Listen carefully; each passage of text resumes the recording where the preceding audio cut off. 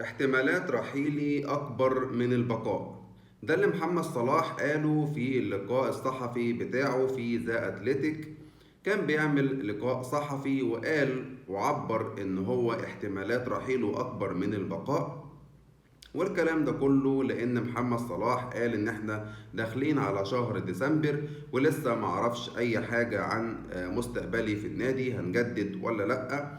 ذكر محمد صلاح إنه قضى وقت كبير مع نادي ليفربول، لكن إلى الآن مستقبله مش واضح والموضوع مش بإيده، خاصة زي ما قلت لكم إن إحنا داخلين على شهر 12 ولسه مفيش أي حاجة واضحة.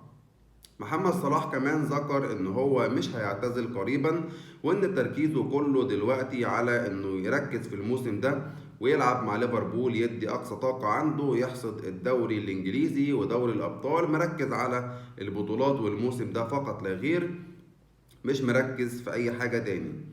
محمد صلاح بصراحة عامل موسم خرافي، مسجل أو مساهم ب 16 هدف من أصل 24 هدف في 12 مباراة لليفربول، عن طريق إن هو سجل 10 أهداف وصنع 6 أهداف. ولكن الموضوع ده بيشعر محمد صلاح بخيبة أمل إنه قضى وقت كبير مع ليفربول وداخلين على شهر ديسمبر ولسه ما يعرفش مصيره إيه.